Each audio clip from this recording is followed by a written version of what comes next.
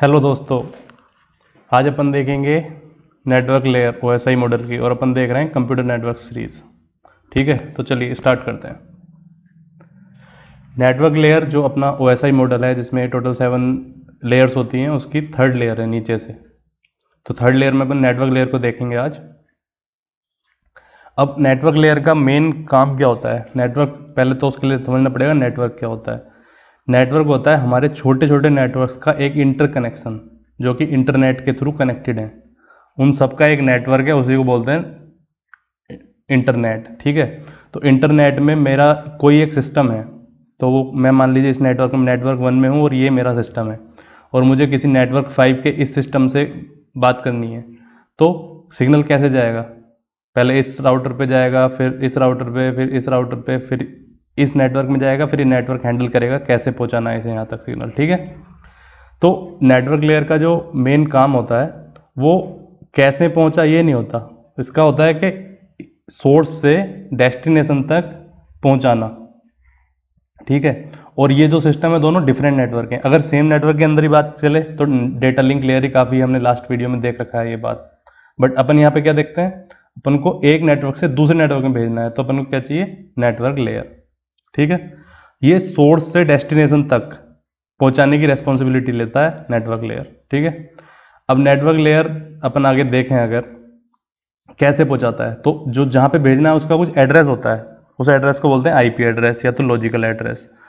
ठीक है, अब आईपी एड्रेस के बारे में अपन आने वाली वीडियो में देखेंगे। ठीक है, तो इसका कोई आईपी एड्रेस होगा जहाँ पे हमें भेजना है, और जहाँ से भेजना है उसका कुछ आईपी एड्रेस होगा।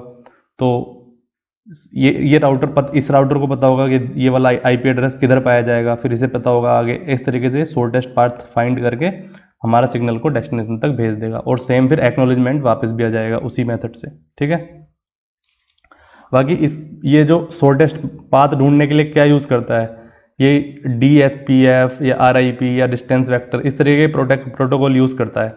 जैसे कि RIP होता है राउटिंग इन्फॉर्मेशन प्रोटोकॉल, DSPC होता है data link shortest path find method, या डिस्टेंस वेक्टर ये न्यूमेरिकल टाइप थिंग के लिए यूज़ होता है। अपन अगर थ्योरिटी की बात करें तो इसमें ज़्यादा आगे जाने की जरूरत नहीं है।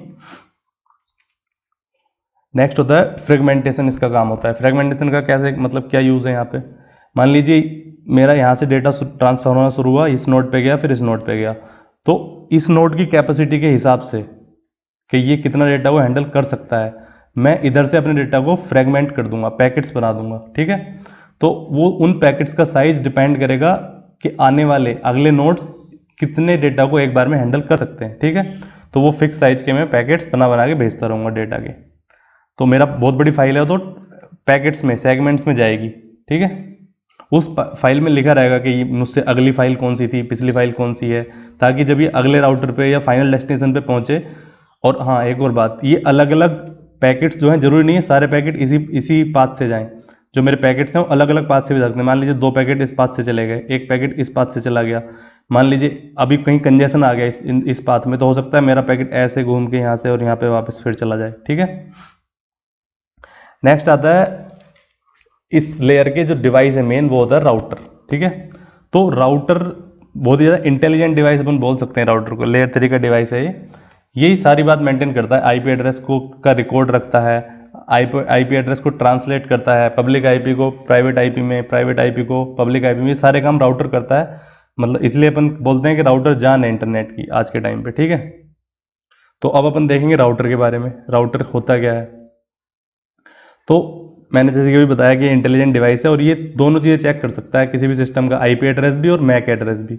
अब आईपी एड्रेस क्या है? मैक एड्रेस तो अपन लास्ट वीडियो में देख चुके हैं। मैक एड्रेस एक फिजिकल एड्रेस होता है, यूनिक एड्रेस होता है किसी भी मशीन का। ठीक है, वो नेटवर्क पे डिपेंड नहीं करता। आपके लैपटॉप, आपके मोबाइल, हर चीज़ के पास एक अपना खुद का मैक एड्रेस होगा, वो फिक्स है।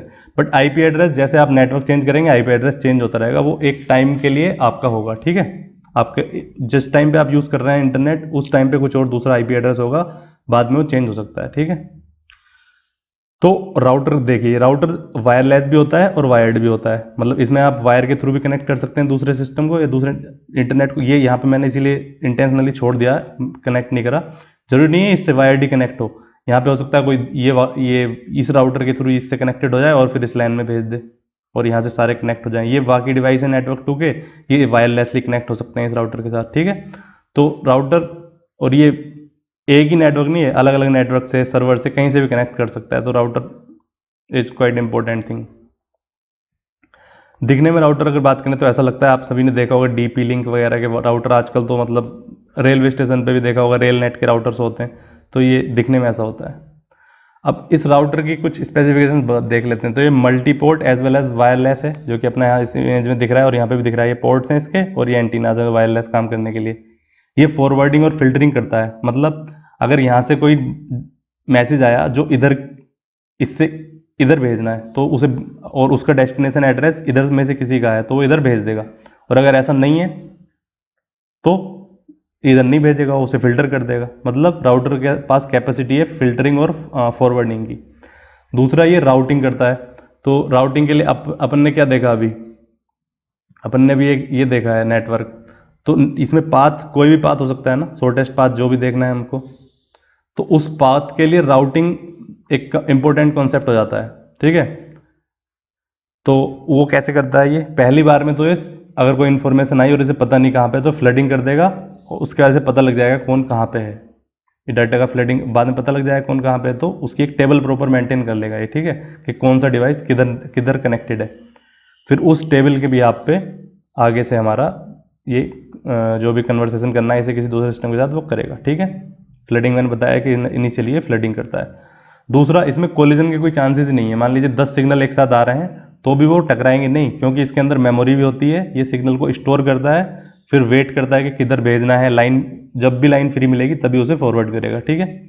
तो ये था राउटर्स के बारे में। अब राउटर्स का मेन जो काम करने का तरीका है वो आईपी एड्रेस के बिहाफ पे है। तो आने वाली वीडियो में अपन आईपी एड्रेस को थोड़ा डिटेल में देखेंगे, ठीक है। चलिए, तब तक के लिए बाय।